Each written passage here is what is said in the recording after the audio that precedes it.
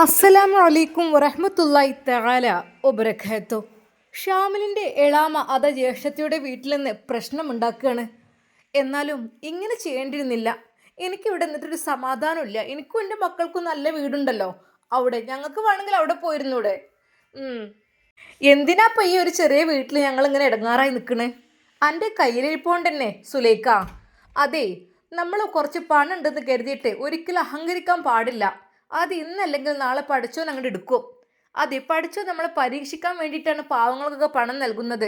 അതെന്നും ഉണ്ടാവണമെന്നില്ല. അത് ഇന്നല്ലെങ്കിൽ നാളെ അങ്ങ് പോകും. എനിക്കറിയില്ലേ ഒരു ചരിത്രങ്ങളും കാര്യങ്ങളൊക്കെ. പിന്നെ ഒരു കാര്യം പറയാം, നമ്മൾ എന്തൊക്കെ തന്നെയായാലും ഒരിക്കലും നിലം വിട്ട് നമ്മൾ കളിക്കരുത്. പിന്നെ പഠിച്ചോൻ പറഞ്ഞ കാര്യങ്ങൾക്ക് അപ്പുറമായിട്ട് തെറ്റായിട്ട് ജീവിക്കുകയാണെങ്കിലേ അതിൻ്റെയൊക്കെ ശിക്ഷ നിനക്ക് അറിയണമല്ലോ. അറിയില്ല, ഞാൻ പറയേണ്ട ആവശ്യമില്ലല്ലോ. ഒന്ന് മിണ്ടാതൊക്കെ താത്ത, ഇതന്നെ നിങ്ങൾക്ക് പറയാനുള്ളൂ. ഞാൻ പോവാണ്. ഞാൻ ഇനിയിപ്പോൾ എന്തായാലും എന്തൊക്കെയാവും. ഷാമിലിനോട് ഇനി പറഞ്ഞാൽ ആ വീട്ടിന് ചാവി ഒന്ന് കിട്ടിയ എനിക്കത് കഴിച്ചിലാകായിരുന്നു. അല്ലാതെ ഇപ്പോൾ ശരിയാവില്ല ഇത്.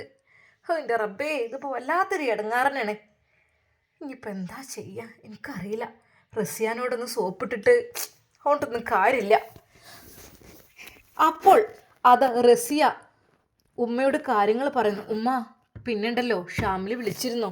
ഷാമിലിൻ്റെ വീട്ടിലേക്ക് ഗദ്ദാമയായിട്ട് ജോലി ചെയ്യാനേ അങ്ങനെ വിളിച്ചിരുന്നു. അപ്പോൾ ഉമ്മ, ഞാൻ മോളെ, അല്ലെങ്കിൽ എൻ്റെ കുട്ടി ഇവിടെ എന്തെങ്കിലും ജോലിക്ക് പോണേക്കാളും നല്ലത് ഗൾഫിൽ പോകുന്നതാണ്. അവിടെ ആകുമ്പോൾ കിട്ടണതിനൊരു മൂല്യം ഉണ്ടാവും ചെയ്യും. അതുമല്ല ഇവിടുത്തെ മാതിരി അങ്ങനത്തെ പണി ഉണ്ടാവില്ല. ഇത് നേരം വെളുത്ത് വൈകുന്നേരം അവോളം എന്തെങ്കിലുമൊക്കെ ജോലിക്ക് പോയാലും കുറഞ്ഞ പൈസക്കല്ല. പ്രത്യേകിച്ച് പെണ്ണുങ്ങൾക്ക് വളരെ കുറവാണ് ഇവിടെ കിട്ടൽ. അതുകൊണ്ട് ഉമ്മാൻ്റെ കുട്ടി, ഞാനിപ്പോൾ എതിരൊന്നും പറയണില്ല. എന്ത് ജോലിയാ ഉമ്മ? വീട്ടു ജോലിക്ക് ഞാനിവിടെ പോവാറുണ്ട്, തൊട്ടടുത്ത വീടുകളിലൊക്കെ പോവാറുണ്ട്. പക്ഷേ ഉമ്മ, അതൊന്നും ഞാൻ ഏതായാലും ഇവിടെ ജോലിക്ക് പോവാണ്. അപ്പം എനിക്ക് ഗൾഫിൽ ജോലിക്ക് വീട്ടു ജോലിക്ക് പോയാൽ എനിക്ക് തോന്നുന്നു ഒന്നും കൂടി നമ്മൾ അവനാൻ്റെ ഇബാദത്തും കാര്യങ്ങളൊക്കെ ഒന്ന് കറക്റ്റായിട്ട് കിട്ടുമല്ലോ. ഇവിടെ ആകുമ്പോൾ അതൊക്കെ പ്രയാസമാണ് ഉമ്മ. ഉമ്മാക്ക് മോളെ പറഞ്ഞേക്കുന്നില്ല, ടെൻഷനുണ്ട്. പക്ഷേ വീട്ടിലെ പ്രാരാബ്ദങ്ങളും ബുദ്ധിമുട്ടുകളും എല്ലാം ആലോചിച്ച് നോക്കുമ്പോൾ വിഷമമുണ്ട്. ഉമ്മ, എന്നാ ഇനിയിപ്പോൾ എന്താ മോളെ? ഇനിയിപ്പോൾ ആരാണ്? ഉമ്മ, മുത്തുല്ലേ, അതെ, അവനും അങ്ങോട്ട് ജോലിക്ക് ഉണ്ടെന്ന് പറഞ്ഞു. ഉമ്മ ഒരു നിമിഷം ഉമ്മാക്ക് സന്തോഷമായി. ആയിക്കോട്ടെ. എന്നാൽ എളാമ അതറിയുമ്പോൾ എന്തൊക്കെ തന്നെയാലും എളാമ്മക്ക് ദേഷ്യമായിരിക്കും. അങ്ങനെ അതവർ പോകുവാനുള്ള തയ്യാറെടുപ്പെല്ലാം തുടങ്ങുകയാണ്. കുറച്ച് ഡ്രസ്സൊക്കെ വാങ്ങുവാൻ വേണ്ടിയിട്ട് ഉമ്മയും അവളും കൂടെ അതാ പോകുന്നു. എളാമ, എവിടേക്ക് പെങ്ങൾ? ഞങ്ങൾ ഇവൾക്ക് കുറച്ച് ഡ്രസ്സ് എടുക്കാൻ പോകണം. എന്തിയപ്പോൾ കല്യാണം എങ്ങാനുണ്ടോ? കല്യാണം ഉണ്ടായിട്ടില്ല, അവൾ ഗൾഫൊക്കെ ഒന്ന് പറഞ്ഞേക്കട്ടെ. ഇനിയിപ്പോൾ ഇവിടെ നിന്നിട്ട് കാര്യമില്ല. ഇവിടുത്തെ വീടും ചുറ്റുപാടുങ്ങളും ഇവിടുത്തെ ബുദ്ധിമുട്ടൊക്കെ അറിയണല്ലേ. പിന്നെ നീയും കുട്ടികളും ഇനിയിപ്പോൾ അതും ഉണ്ടാവും. മക്കൾ ഇനിയിപ്പോൾ ഏത് സമയം ഇങ്ങോട്ടും വരൂലേ. ഇനിയിപ്പോൾ ഇവിടെ ആൺതരിയായിട്ട് ഒരാളില്ലേനും. അപ്പോൾ മോള് ജോലിക്ക് പോയിക്കോട്ടെ ഗൾഫിക്ക്. ഗദ്ദാമയായിട്ടൊക്കെ ജോലി കിട്ടുകയാണെങ്കിൽ നല്ല ചാൻസാന്നൊക്കെ പറഞ്ഞ് കേൾക്കുന്നുണ്ട്. എന്തൊക്കെ തന്നെയായാലും നോക്കട്ടെ. അല്ല, ഇതിപ്പോൾ ആരാ പറഞ്ഞത് ഗദ്ദാമയായിട്ട് ചാൻസ് ഉണ്ട് എന്നൊക്കെ? ഷാമിലാണ് പറഞ്ഞത്. ഒരു നിമിഷം അവൾക്ക് ദേഷ്യം പിടിച്ചു. ഓഹോ, ഷാമിലിപ്പോൾ നിന്നെയൊക്കെ കയറ്റി കൊണ്ടാനായില്ലേ? ഓന് എന്താ സാധനമെന്നോ, എന്നെ ഈ വേണ്ടാത്ത ഓരോ ഇല്ലാത്ത കഥകളും പറഞ്ഞ് ഇവിടെ കൊടുന്നാക്കിയിട്ട് എന്നിട്ട് സുഖിച്ച് ഓളയും കൊണ്ട് മുങ്ങാലേ. എടി, മിണ്ടാതിരിക്ക്. നീ ചെയ്തു തന്നെയാണ് നീ അനുഭവിക്കുന്നത്. നീ ഒരിക്കലും ചെയ്യാൻ പാടില്ല. നിന്റെ ഭർത്താവിനെയും മക്കളെയും നീ ഓർത്തോ? അതൊന്നും ഓർത്തില്ല. നീ നിന്റെ സുഖം മാത്രം നോക്കി. അന്ന് ആ ഭർത്താവിന് നീ എന്തൊക്കെയാ പറഞ്ഞ് ജീവൻ പോയിക്കോട്ടെ, വെള്ളം കൊടുക്കൂല, ഭക്ഷണം കൊടുത്തു, എന്തൊക്കെ എന്നോട് പറയാറുണ്ടല്ലോ. എങ്ങനെയെങ്കിലും ഒന്ന് ജീവൻ പോയി കിട്ടിയെങ്കിൽ എത്ര പ്രാവശ്യം ഒന്ന് ആവോണ്ട് ഈ പറഞ്ഞേക്കണം. അങ്ങനെ പറയാൻ പാടുണ്ടോ? എന്താന്ന് പഠിച്ചോൻ പറഞ്ഞത്?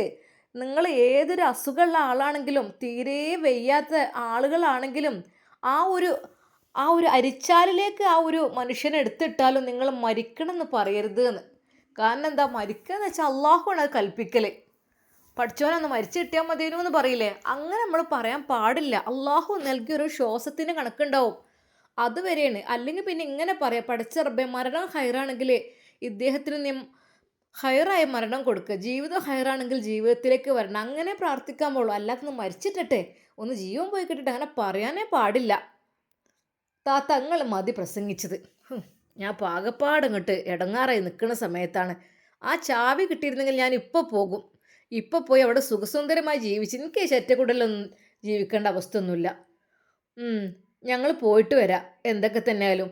എന്നാൽ ശരിക്കും അതാ അവൾക്ക് ദേഷ്യമാണ് വന്നത്. ഞാനായിട്ട് തന്നെ ഇല്ലാതാക്കി. കൊള്ള ഷാമിൽ ഗൾഫിക്ക് പോവാന്ന് പറഞ്ഞിട്ട് ചെക്കൻ അവിടെ ഒളിച്ചു നിൽക്കുകയായിരുന്നു. തെണ്ടി എന്താന്നില്ലേ, ചെക്കനെ പിടിച്ച് തല്ലാൻ ആളില്ലായിട്ടാണ്. ഞാൻ എൻ്റെ ഇഷ്ടം പോലെ ജീവിക്കണേ. ഓനക്കിപ്പോൾ എന്താ? ഞാൻ ഓൻ്റെ ഉമ്മയറ്റാണോ? ഓൻ്റെ പെറ്റ തള്ളാണെയോ അങ്ങനെ കാട്ടുമോ?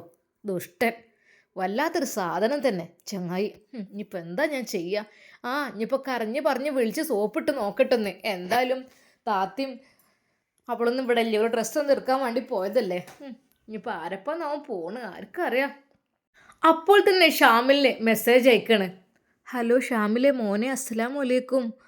എളാമനടാ, എൻ്റെ പൊന്നു മോനെ, എനിക്ക് കഴിയണില്ലടാ ഇവിടെ നിൽക്കാൻ.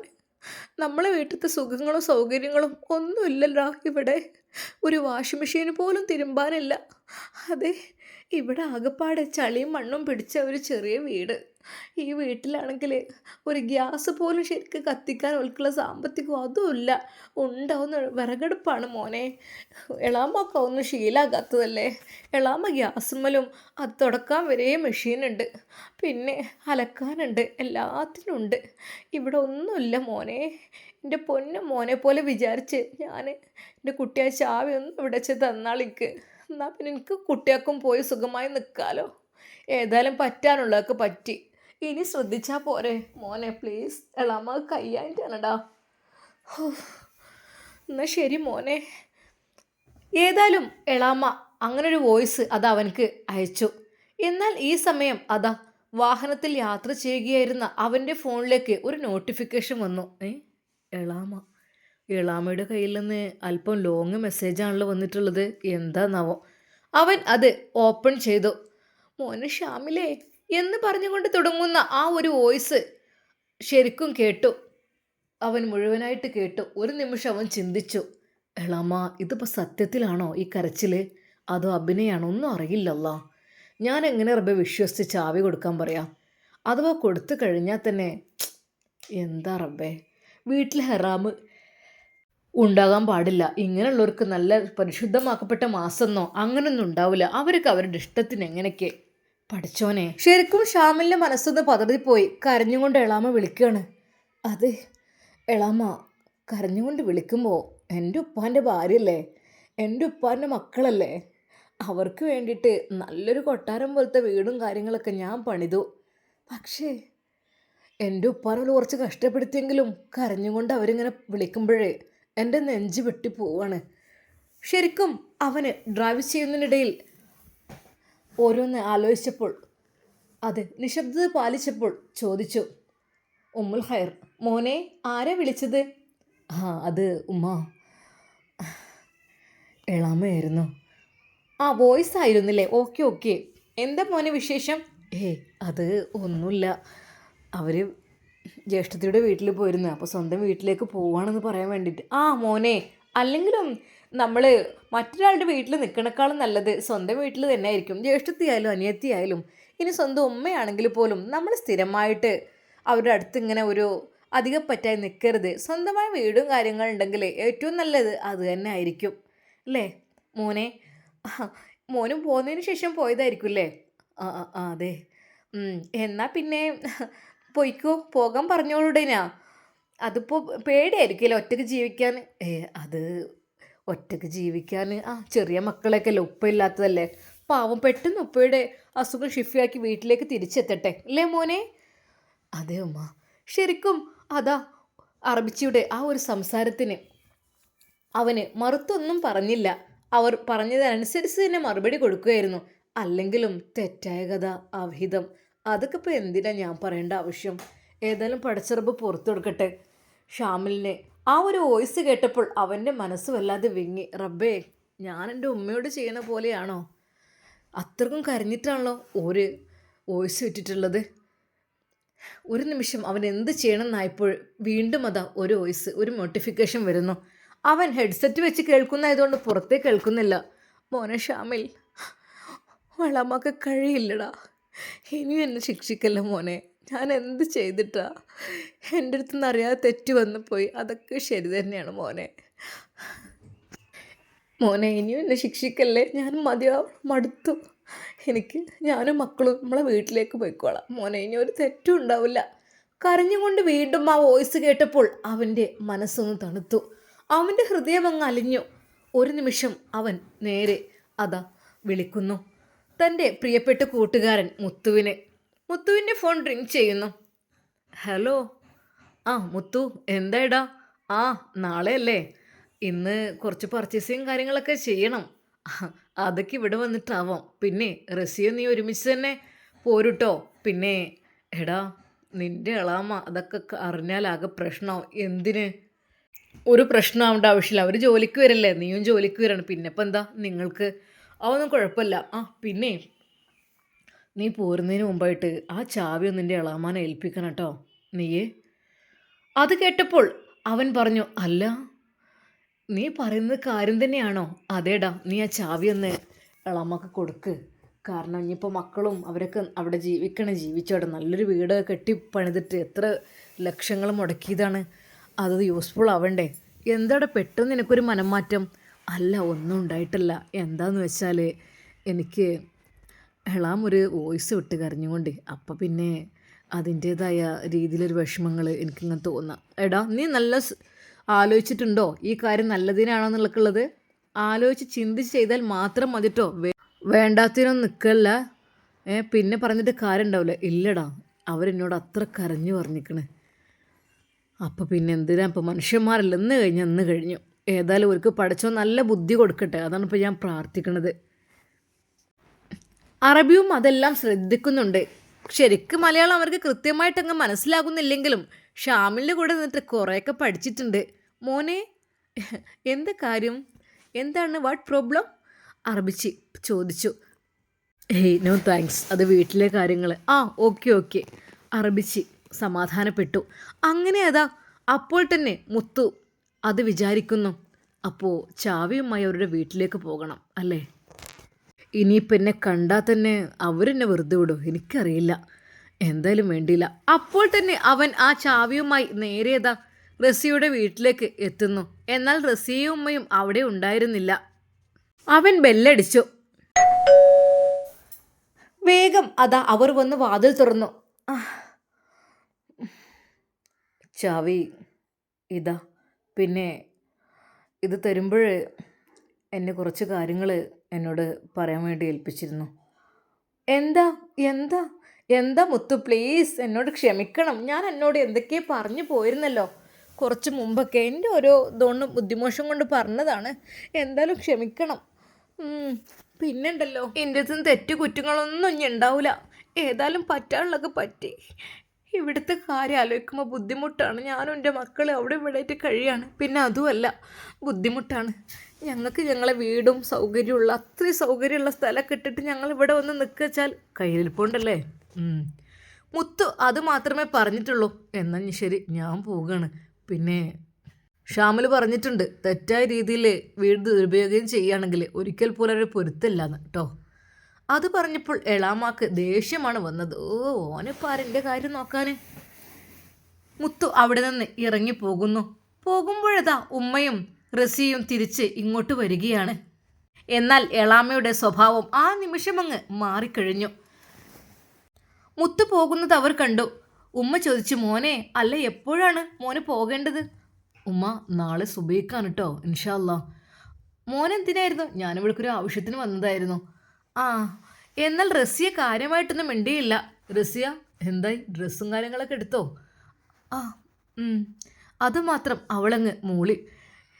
അങ്ങനെ അവർ വീട്ടിലേക്കെത്തിയപ്പോൾ വാതിൽ തുറന്നിട്ട രീതിയിൽ എളാമ അവിടെ വല്ലാത്ത കരച്ചിലും. പഠിച്ചോനെ, എത്രയും സേഫ്റ്റി പറഞ്ഞ വീട്ടിലേക്ക് നിന്നിട്ടില്ലെങ്കിൽ അതൊക്കെ സംഭവിച്ചത് വല്ലാത്തൊരു പുതുമ. എന്താടി നീ കരയുന്നത്?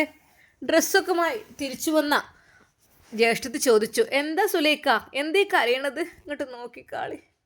അതെ, ഒരു കീറിയ മാക്സിയായിരുന്നു അവളപ്പോൾ ഇട്ടിരുന്നത്. ഷോൾഡറിൻ്റെ ഭാഗം പിടിച്ചു വലിച്ച് കീറിയ പോലെയുണ്ട്. ഒന്നും പറയാനില്ല. നിങ്ങളെല്ലാവരും എന്നെ തെറ്റിദ്ധരിച്ചില്ലേ? നിങ്ങളെല്ലാവരും എന്നെ തെറ്റിദ്ധരിച്ചു അല്ലേ? ഞാൻ തെറ്റ് ചെയ്തു അങ്ങനെയാണ് ഇങ്ങനെയാണ് പറഞ്ഞിട്ട്. പക്ഷേ ഞാൻ അങ്ങനെയൊന്നും ചെയ്തിട്ടില്ല. അതിൻ്റെ തെളിവാണ് ഇപ്പോൾ ഇത്. കണ്ടില്ലേ, പഠിച്ചവനായിട്ടാണ് നിങ്ങളിത് കാണിച്ചു തന്നത്. ഇറങ്ങി പോണ ആൾ നിങ്ങൾ കണ്ടോ? കണ്ടോ? അതെ, അന്ന് വന്നതും അവൻ തന്നെയായിരുന്നു, അല്ലാതെ ഷൗക്കത്തും മറ്റോനും ഒന്നല്ല. നിങ്ങൾക്ക് എല്ലാവർക്കും ഇന്നയാണ് കുറ്റം പറയാനുള്ളത്. അപ്പം എന്തായി?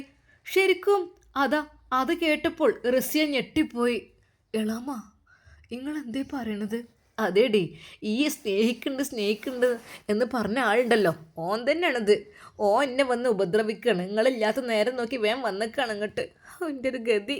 അല്ലാതെ പിന്നെ എന്താ ഞാൻ ചെയ്യുക? ഒരു ആണ് വന്നുകാണ്ട് ഇങ്ങനെ പെണ്ണ് കെട്ടാതെ നടക്കുകയല്ലേ. ഓൻ്റെ മനസ്സിൽ എന്തൊക്കെ, ഓന് പ്രായമൊന്നും പ്രശ്നം ഉണ്ടാവില്ലല്ലോ. ഏതായാലും എൻ്റെ വല്ലാത്തൊരു ജീവിതമായി പോയിൻ്റെത്. ഇന്നെന്തിനെല്ലാവരും ഇങ്ങനെ നശിപ്പിക്കാൻ നടക്കണ റബ്ബേ, എൻ്റെ ഭർത്താവ് ഇല്ലാഞ്ഞിട്ടാണോ എന്ന് പറഞ്ഞ് എളാമ വല്ലാത്ത കരച്ചിൽ. ഇല്ല, ഞാൻ പോവുകയാണ്. ഇനി ഞാൻ ഇവിടെ നിൽക്കണില്ല. ഞാൻ പോവും എൻ്റെ വീട്ടിലേക്ക്. ഈ സുരക്ഷിതമില്ലാത്ത വീട്ടിൽ നിന്നിട്ട് എനിക്ക് പലതും സംഭവിക്കേണ്ടി വന്നു. ഞാൻ പോവുകയാണ്. ശരിക്കും എളാമയുടെ ആ ഒരു കരച്ചിൽ കണ്ടപ്പോൾ അതെ, റസിയുടെ ഉമ്മയും ഞെട്ടിപ്പോയി. റസിയ, ഓൻ്റെ കൂടെയാണല്ലോ നീ പോകുന്നത് നാളെ? ഉമ്മ, എന്താടി നിനക്ക് പറഞ്ഞ് പോയോ? ഒരു കാലത്ത് ഓനെ കല്യാണം കഴിക്കണം വിചാരിച്ച് നിൽക്കുകയായിരുന്നു. ഇപ്പോൾ കണ്ടില്ലേ, ഓളടുത്തുനിന്ന് ഇറങ്ങിപ്പോണ്. അപ്പോൾ ഓളടുത്തേക്ക് പോയതൊക്കെ ഇവനായിരുന്നു അല്ലേ, മുത്തു എന്ന് പേരുള്ള കള്ളൻ. ഉമ്മ, നിങ്ങൾ എന്തൊക്കെയാണ് പറയണത്? എനിക്കറിയില്ല ഉമ്മ ഒന്നും. റസിയക്ക് അത് താങ്ങാൻ കഴിയുന്നതിലും അപ്പുറമായിരുന്നു. അതെ, തൻ്റെ മനസ്സിൽ ഏറെ പ്രതീക്ഷയുള്ള ആളായിരുന്നു മുത്തു. അത് ജീവിക്കാൻ കഴിഞ്ഞില്ലെങ്കിലും ഇപ്പോഴും അവനെക്കുറിച്ച് നല്ല വിശ്വാസവും നല്ല മതിപ്പുമായിരുന്നു. എളാമയുടെ ആ സംസാരം കേട്ട് അവളുടെ ഹൃദയം വല്ലാതെ പൊട്ടിപ്പോയി. എന്തൊക്കെ തന്നെയായാലും അവൾ വിചാരിച്ചു, അല്ലെങ്കിൽ ഇപ്പോൾ ഓനെ കൊണ്ട് ഞാനെന്താ. ശരിയാണ്, ഓൻ്റെ കൂടെ ഞാൻ ഗൾഫിലേക്ക് പോകുന്നുണ്ട്, ഓക്കെയാണ്, അതൊക്കെ ശരി തന്നെയാണ്. പക്ഷേ വിവാഹം കഴിക്കാനൊന്നും പോകുന്നില്ലല്ലോ. അത് ജോലിക്ക് വേണ്ടി പോവല്ലേ. അവൻ അവൻ്റെ ഭാഗത്ത് ജോലി എടുക്കട്ടെ, ഞാൻ എൻ്റെ ഭാഗത്തും. റസിയക്ക് വല്ലാത്ത സങ്കടം ഉണ്ടായിരുന്നു. എന്താ അറിയില്ല, എളാമയെ പറഞ്ഞ കാര്യങ്ങൾ ആലോചിക്കുമ്പോഴേ. പിന്നെ താത്ത, ഞാൻ പോവാണ്. ഇനിയും ഇവിടെ നിന്നാലേ എനിക്ക് ഇതല്ല ഇതിൻ്റെ അപ്പുറവും ഉണ്ടാവും എന്ന് പറഞ്ഞുകൊണ്ട് അവർ ഇറങ്ങുന്നു. അല്ല, അപ്പോൾ അതൊക്കെ എനിക്കറിയാം, ഞാൻ പോവാണ്.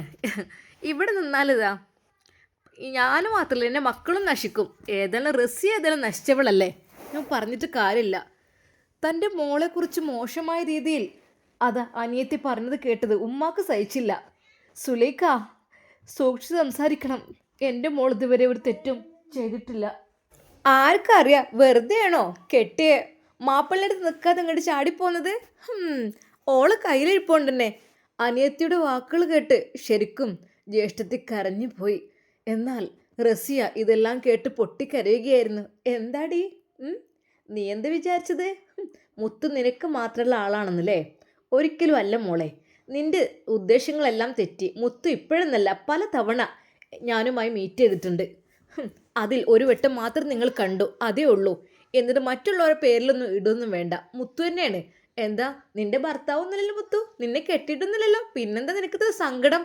എളാമയുടെ ആ ഒരു ചോദ്യത്തിന് മുമ്പിൽ റസിയാക്ക് ഉത്തരമുണ്ടായിരുന്നില്ല. അതെ, ശരിയാണ്.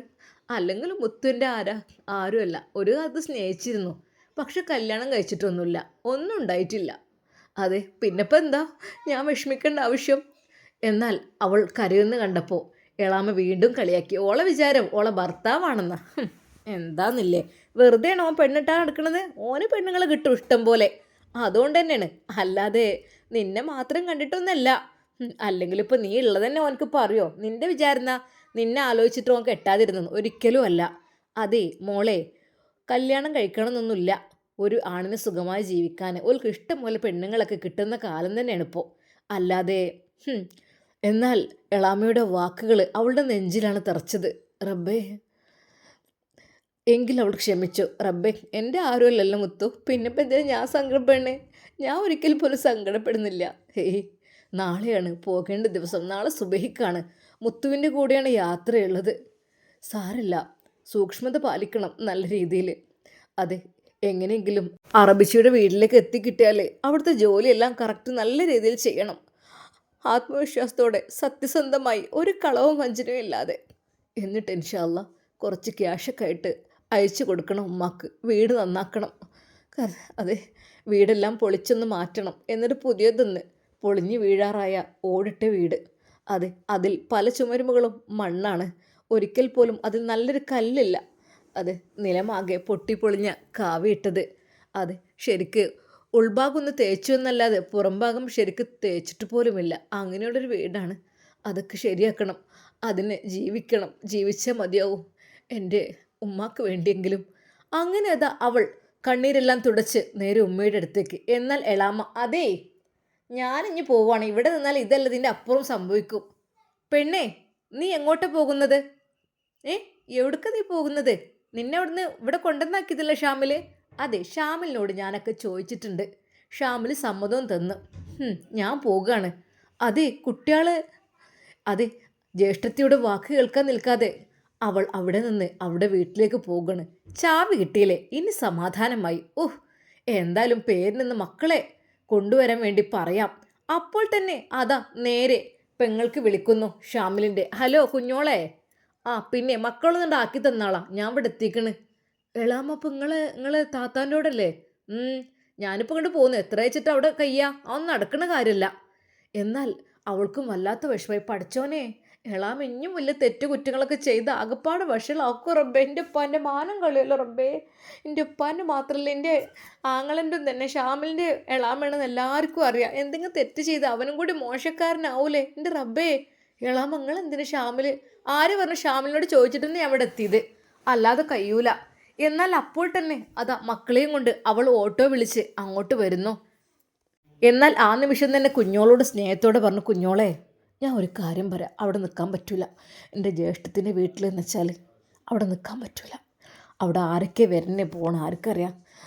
തിറപ്പേ ആലോചിക്കാൻ വയ്യ. അതുകൊണ്ട് അതിനേക്കാളും നല്ല പലരും എന്നെ തെറ്റിദ്ധരിച്ചു. ഒരിക്കലും അങ്ങനെയല്ല, നേരെ തിരിച്ചാണ്. ആ റസിയൊക്കെ എന്ത് സാധനം അയച്ച് നിൽക്കുക, കല്യാണം കഴിക്കാൻ നിൽക്കുന്നുണ്ടല്ലോ. അവളൊക്കെ ഉദ്ദേശം എന്താ എനിക്കറിയോ?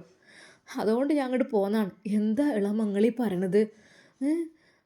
ഒന്നുമില്ല, ഞാൻ ഇവിടെ താമസിക്കേണ്ട സേഫ്റ്റിക്ക് ഒക്കൂല ഒന്നും. അവിടെയൊക്കെ ആകപ്പാടൊരു കഥയാണ്. അത് തികച്ചും എളാമ അത് ജ്യേഷ്ഠത്തെയും മകളെയും അങ്ങ് കുറ്റം പറഞ്ഞ് കാര്യം അങ്ങ് സാധിച്ചു. അവർ അവരുടെ വീട്ടിലേക്ക് കയറി. ആകപ്പാടെ പൊടി എന്തൊക്കെ കെട്ടിക്കെടുക്കുകയാണ്. നല്ലോണം അടിച്ചു വാരി തുടക്കട്ടെ. എളാമ അപ്പോൾ തന്നെ അടിച്ചു വാരി തുടക്കലൊക്കെ. എന്നാൽ അപ്പോൾ തന്നെ പെങ്ങളും അതിനു വേണ്ടി നിന്നപ്പോൾ വേണ്ട വേണ്ട, ഞാൻ ചെയ്തോളാം, ഇവിടുത്തെ പണി എനിക്ക് ചെയ്യാനല്ലേ ഉള്ളൂ. ഈ പൊയ്ക്കോ, കുട്ടികൾ വരുമ്പോഴത്തേന്. കുട്ടികൾ എന്നെ കാണാഞ്ഞാലേ ബുദ്ധിമുട്ടും. മതി, ഈ പൊയ്ക്കോ. അല്ല, ഞാനും കൂടി ഹെൽപ്പ് ചെയ്യാം, നമ്മൾ വീടനല്ലേ. എന്തായാലും എനിക്ക് പ്രശ്നമില്ല. ഇനിയിപ്പോൾ ഞാനും എൻ്റെ മക്കളും ഇവിടെ ജീവിച്ചോളും, ഈ പൊയ്ക്കോ. അങ്ങനെ അത് കുഞ്ഞോള് അവളുടെ വീട്ടിലേക്ക് തന്നെ തിരിച്ചു പോകുന്നു. എന്നാൽ ഈ സമയം അതാ അറബിയമ്മയുടെ വീട്ടിൽ എത്തിക്കഴിഞ്ഞു ഉമ്മുൽ ഖൈറും ഷാമിലും. വളരെയധികം സ്നേഹത്തോടെ സന്തോഷത്തോടെ അറബിയമ്മ അവരെ സ്വീകരിച്ചു. എന്നാൽ അറബിയമ്മ ബുഷിയെ വിളിച്ചു പറഞ്ഞു, മോളെ ബുഷി, അതെ മോൾക്കൊരു സർപ്രൈസ് ഉണ്ട്. ശരിക്കും അവൾ ഞെട്ടിപ്പോയി. എന്താ അറബിയമ്മ? അതെ, ഒരിക്കൽ പോലും അവൾ വിചാരിച്ചില്ല ഷാമിൽ ഇന്ന് എത്തുമെന്നുള്ളത്. ഇൻഷാ അല്ലാ നമുക്കിതിൻ്റെ ബാക്കി ഭാഗം നാളെ കാണാം. അതുവരേക്കും എല്ലാവർക്കും അസ്സലാമു അലൈക്കും വറഹ്മത്തുള്ളാഹി തആല വബറകാതുഹു.